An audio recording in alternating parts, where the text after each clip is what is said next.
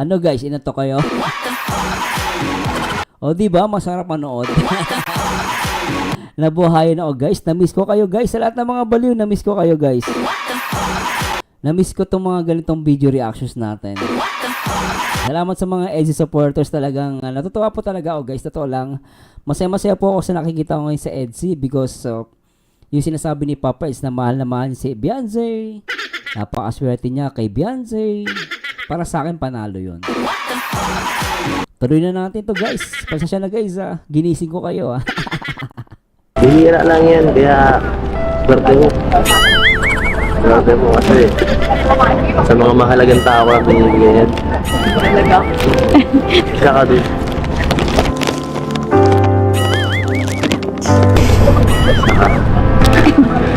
Ito ang pinakamahalaga.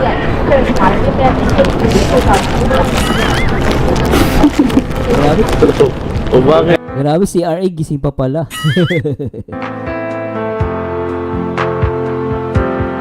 Grabe, sobra-sobra na. Grabe na, may pa-flowers pa. Siyempre. Dapat natutulog lang ako. Siyempre para tuloy-tuloy ang saya. No? Para yun ang makiuso naman tayo kahit pa paano. Makiuso naman tayo sa mga millennials. Ay, grabe. Nasabi ni Ronaldin Peralta, kinikilig ka din Miss R. Garcia sa Edzy? O naman, kinikilig po yan. Pati ano niya, kinikilig. Ma'am Ronaldin Peralta, kinikilig si Ma'am R.A. Garcia sa Edzy. Yung ano niyan, kinikilig din. Mamaya sisilipin ko. Oo naman, di na kailangan tinatanong yan guys. Siyempre kinikilig yan si Ma'am R.A. Mamaya silipin natin ha. Kung pati yung ano, kinikilig. Okay, pati ko kinikilig.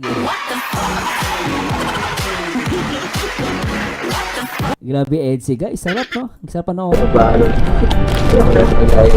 Step ko ba lang nakatang kanina ng Valentine's? Uy. Sigurado seryoso ka? Oo. Ako pa lang. Sobra to no? Ay nanin si Umansky, buwan na pe, pasilip din.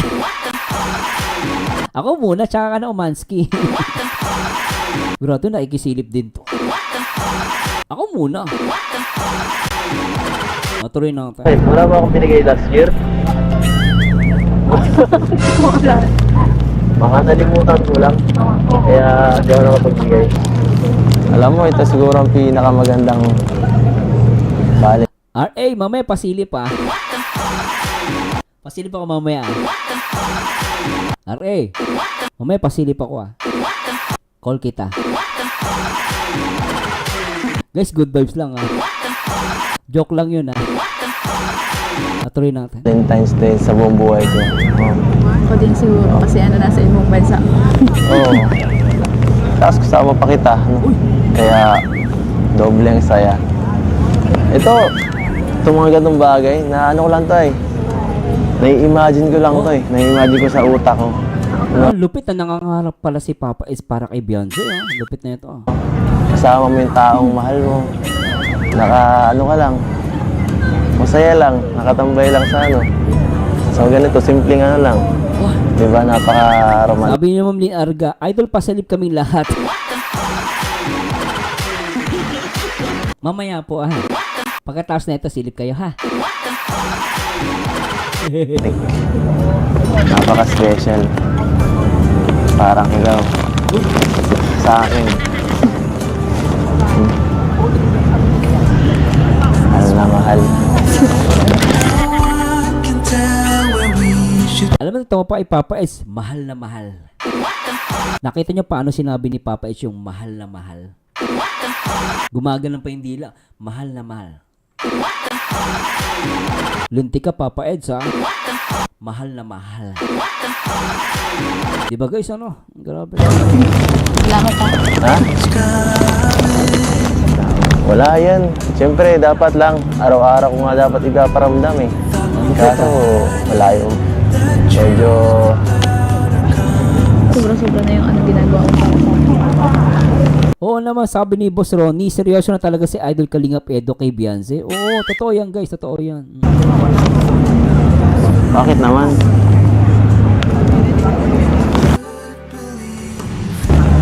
kulang pa yan eh. Kasi ikaw, swerte ka sa buhay ko. Swerte ako. Swerte ka. Oo nga, seryoso yun. Nung dumating ka, lalong gumanda. Lalong sumaya. Salamat sa'yo. Kaya Alam niyo bakit nasabi ni Papa Eds na lalong sumaya? Di ba dati meron siya na unang love team Doon pa lang sa unang love team medyo malungkot siya eh. Dito masasabi natin talagang lalong sumaya eh. Kasi sinabi niya, di ba, after ng Edrica, tapos nagkaroon ng EDC, mas maganda talaga, guys. Totoo lang, kasi ako, reactor po ako ng Edrica din eh. Tapos nag-EDC, di ba? Ako masasabi ko, guys, talagang totoo sinabi ni Papa Eds, mas lalong sumaya. Nung si Beyonce na yung naging ka-love team niya, at ito na nga naging jowa niya na. I mean, minahal niya si Beyonce. Yun ang ibig ko sabihin. O, tuloy natin. So, ibig sabihin, totoo talaga, mas sumaya siya ngayon, di ba, no? yan. Pinapahalagaan ko lang yun. Ikaw. Diba? Yan. Yan lang natin. Enjoy lang natin tong araw na to. Bihira lang tayo dito makapunta eh. Ano, Mansky? Mamaya, Grabe ko, Mansky, Susunod na linggo, balik na tayo sa atin. Ano ginagawa na tayo? Ha? Sino ba? Legal dito ang pagiging ganito, ha? Oy. Tama si Papa Eds, sabi ni Papa Eds. Legal daw dyan. Ibig sabihin, guys, sila na. At guys, napansin niya ba yung biro ni Papa Eds doon? Sabi niya, legal daw yan magjowa dyan. Ibig sabihin, sa Pilipinas, syempre, hindi legal. Syempre, alam naman natin, di ba, no? Pagdating sa Hong Kong, legal. Halata tuloy sila. Pati niya, guys, ha? Sabi niya, ulitin natin, ha? Ulitin natin to, guys, ha? Ulitin natin, ha? Maganda sinabi ni Papa Eds. Sino ba? Legal dito ang pagiging ganito, ha? Legal yung pagiging ganito. Papa Eds, ano yung ganito? Ibig sabihin mo, magjowa. Di ba, guys, no? Ibig sabihin, sa Hong Kong, legal sila. Hindi sila sakop ng Pilipinas. Siyempre, pagdating sa Pilipinas, walang aminan. Pero sa Hong Kong, pwede. Nakuha nyo? Nakuha nyo ba sinasabi ko? Pagdating sa Hong Kong, legal silang dalawa. Pagdating sa Pilipinas, walang aminan. Ulitin natin, ha? Ganyan sinabi ni Papa Eds, ulitin natin. Tuloy natin. Yan lang natin. Enjoy lang natin tong araw na to. Bihira lang tayo dito makapunta eh. Baka susunod na linggo, balik na tayo sa atin. Ano ginagawa na tayo? Ha? Sino ba? Legal dito ang pagiging ganito, ha? Di ba, guys? Next week, babalik na sila. Pero yung ginagawa nila dyan, legal. Pag uwi, walang aminan. So, ibig sabihin, kaya pala narinig nyo pala, guys. Narinig nyo kanina, tinawag sabi dito sa mga chismoso na nandito ngayon, na galing sa live ni Papa Eds. Naka-t-shirt daw si Beyonce at nabanggit niya yung salitang babe. Ibig sabihin, yung babe dun, legal yun. Kasi nasa Hong Kong sila. Pag uwi ng Pilipinas, di nila aaminin yun. So, yun narinig niya sa Hong Kong, totoo yun, babe. Pagdating sa Pilipinas, hindi na legal yun, guys. Hindi na aaminin yun.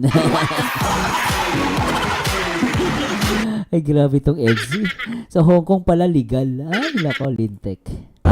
Okay lang dito maging sweet. Grabe. Unang araw pa lang. Ganun ba, mamaya? Sige, Chong Channel, puntaan ko ulit yan. 29 minutes, ulitin ko yan. Si Beauty, nakuha niya. Salamat, Ma'am Beauty, nakuha niyo, ha. Grabe, matatalino kayo, ha. Kahit baliw kayo, ha. Grabe, ha. Tuloy natin. Sobrang saya na agad. Kumpleto na para sa akin itong travel na to. Kung makakauwi nga ako, okay lang eh. Okay na sa akin to. Masaya na. Hindi. Disneyland pa. Disneyland pa. Wala, nakayakap na eh. Alam niyo sabi ni Papa Eds, okay na daw siya kasi nakayakap siya. Kasi napunta na naman ni Papa Eds yung Disneyland eh. Siyempre, ang pinuntahan ni Papa Eds dyan, hindi naman yung Disneyland eh. Ang pinunta niya dyan, yung yakap. Ay, may akbay pala. Yung akbay niya kay Beyonce. Yun ang pinunta niya dyan, guys. Ano ba kayo? Yung Disneyland, walang kwenta yun. Eh, ang problema si Beyonce, hindi pa nakakapunta ng Disneyland. Kaya, kailangan pumunta. Pero kumbaga, sa madaling salita, si Papa Eds ay nakakota na. Nakuha ninyo? Ibig sabihin, si Papa Eds ay nakakota na sa Hong Kong. Oo, kaya nga lang, tama si Boss Roski TV. Kaya lang, kay Bian, hindi pa kasi gusto pa niya sa Disney. Oo, kasi hindi pa niya napuntahan. Pero si Papa Eds, kota na. Pumunta man ng Disneyland o hindi, kota na siya. Kumbaga, sa boundary, meron na siyang boundary. Di ba? Okay.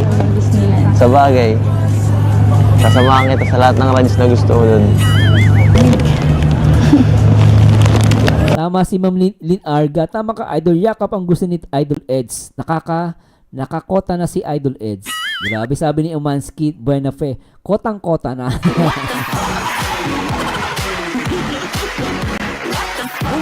Ako, kailan kaya din ako kokota? Di pa ako nakakota eh. Hay, sana all. Kotang-kota.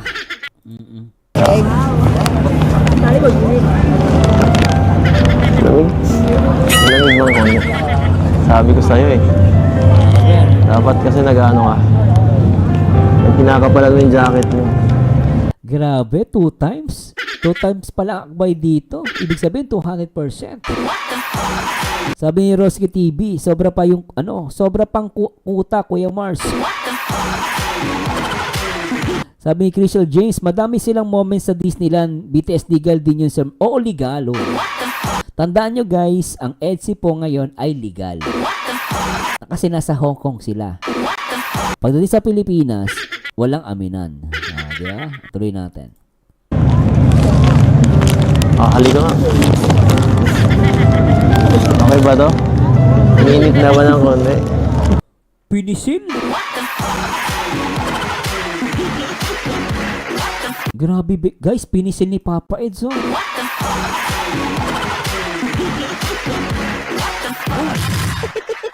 Ito guys, walang halong biro to. Baka sabi niyo, binibiro ko kayo guys. Talagang kitang-kita dito guys sa eto. Oh. Pinisil ni Papa Eds ang balikat ni Beyonce.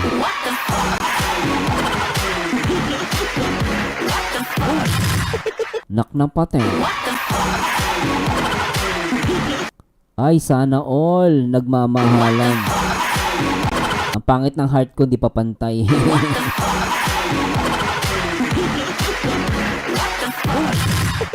Edsy na. Ay, grabe to. Minit na ba ng konti? Minit na.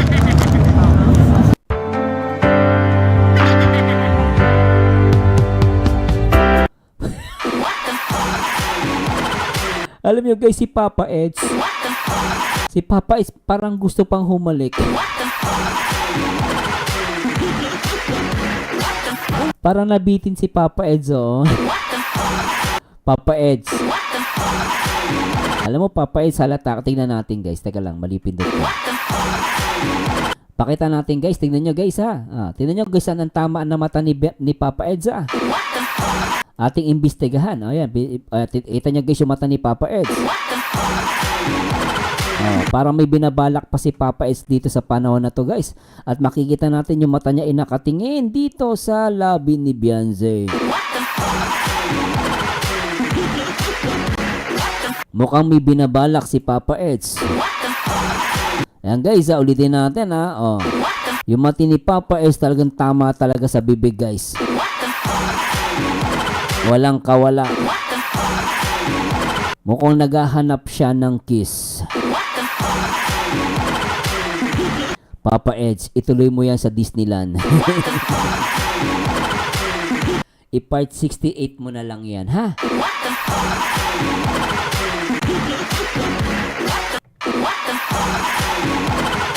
Verzano TV 2.0. Grabe ano?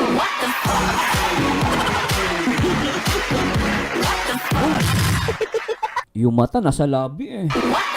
Parang gusto tumuka eh.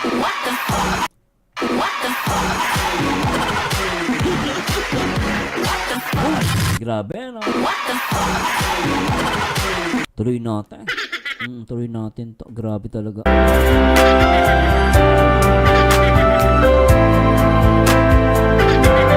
Grabe ka, Papa Edge.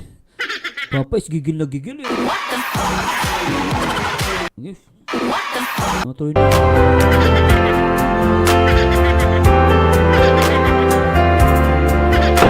So, ayun.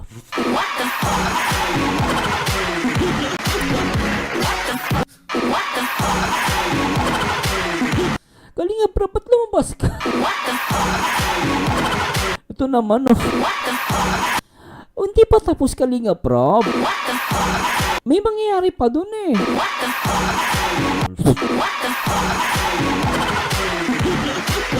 Kakainis to si Kalinga, Prob, eh. Ay, grabe na. Hindi pa kami tapos, eh. Pumasok naman to agad.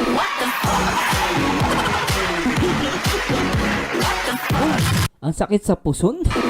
Nabitin ako.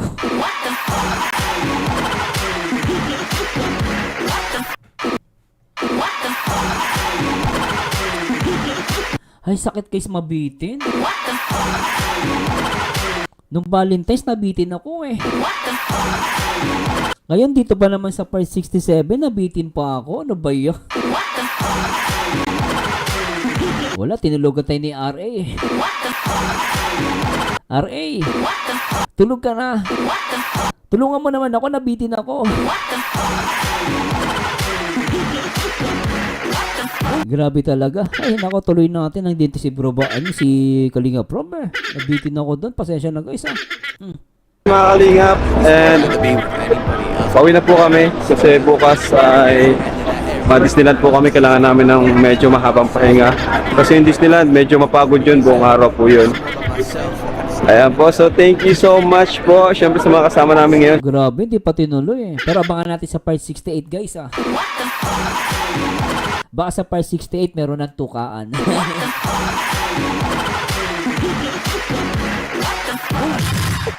Grabe talaga, baliw na talaga tong baliw na tong reactor guys. Baliw na. First day pa lang, talagang sobrang sobrang saya na po.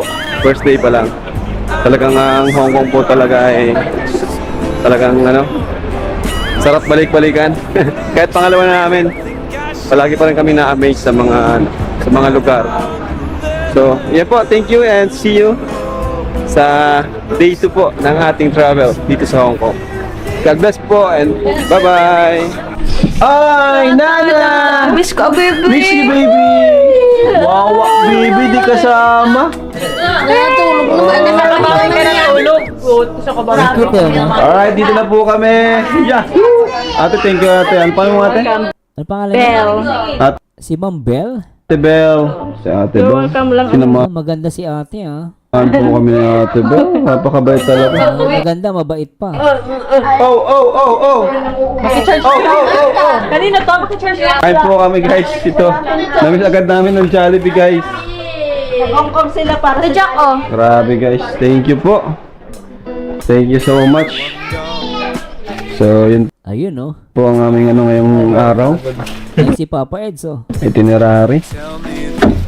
Sagod guys. Ayun oh guys, sana nag-enjoy ba lahat guys?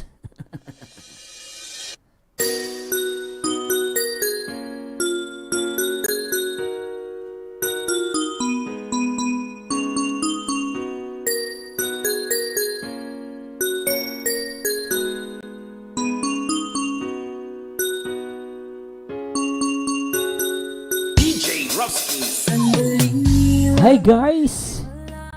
Nabitin ba lahat? Ako nabitin ako eh. Pero alam nyo guys, kinilig ako sobra. At alam ko, marami sa inyo kinilig din no? Basta Etsy guys, yung sinasabi nilang matamlay, hindi. alive ang EDSI. At sobra guys. Basta EDSI, sarap. Ay, naka.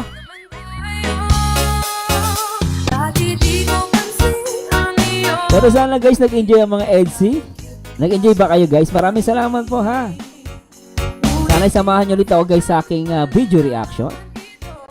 Shoutout sa lahat ng mga EDSI supporters. At syempre, always remember, one Kalingap, one family.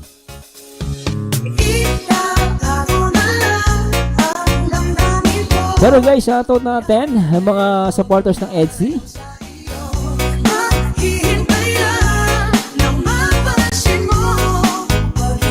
At syempre, shoutout natin si Ma'am Ronaldin Peralta, Boss Ronnie, Lynn Arga, Angelica Olivas, at syempre kay Jong Channel, Mary Angelia Musnero, salamat po. Kay Jennifer Valdez, Ma'am Geraldine Cabugnazon, hello po. Umensky, thank you. Isa, shoutout po. Asha Lee, shoutout. Sabi niya, sobrang kilig Sir Mars. Carolina Benemerito, hello po. Thanks so much po.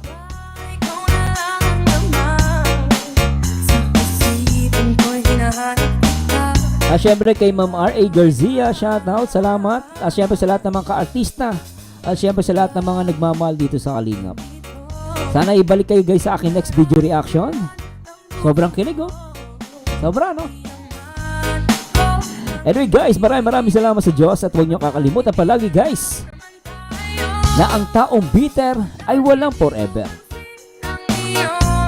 Mag-react ayon sa itsura, magkomento ayon sa ganda. And this Marzano again, and to God be the glory guys. Bye bye po guys. Alright, bye bye po guys. See you again. Bye bye po. Yo, si Marzano nasa taas ng laro.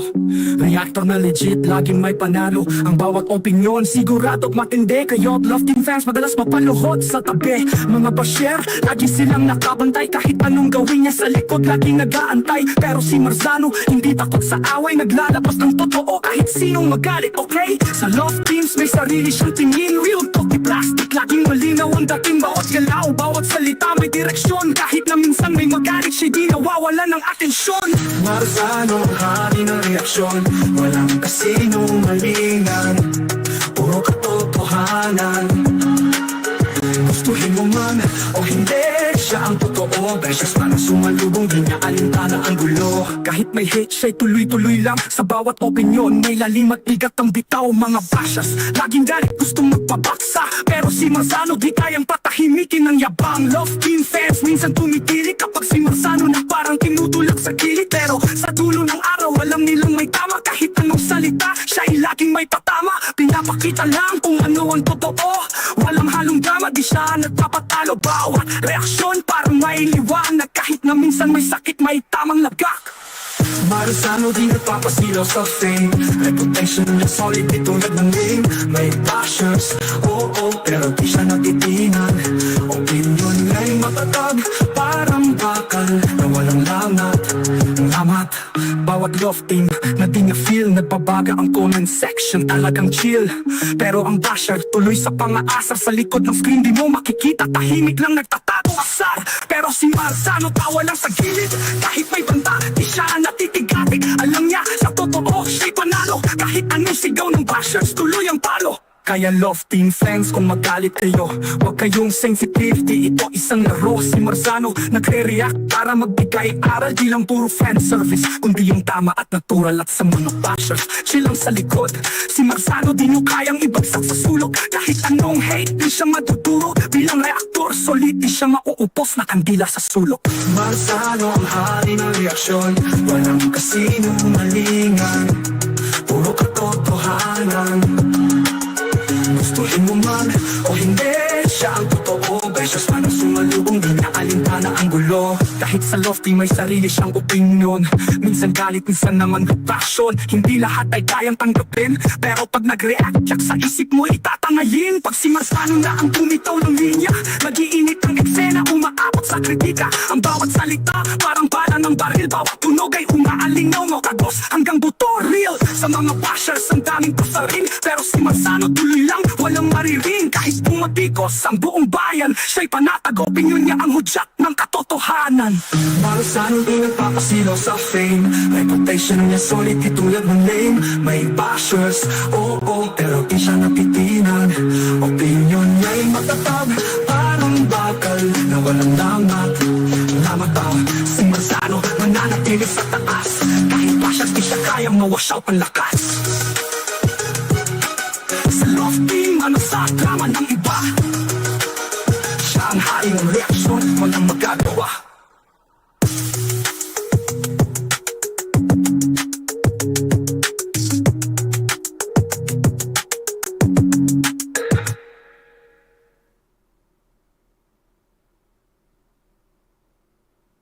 Puro sinasan, bawala sa gilid. Kahit may banta, di siya natitigatin. Alam niya, sa totoo siya'y panalo. Kahit anong sigaw ng bashers, tuloy ang palo. Kaya lofting fans, kung magalit kayo, huwag kayong sensitive, dito isang laro.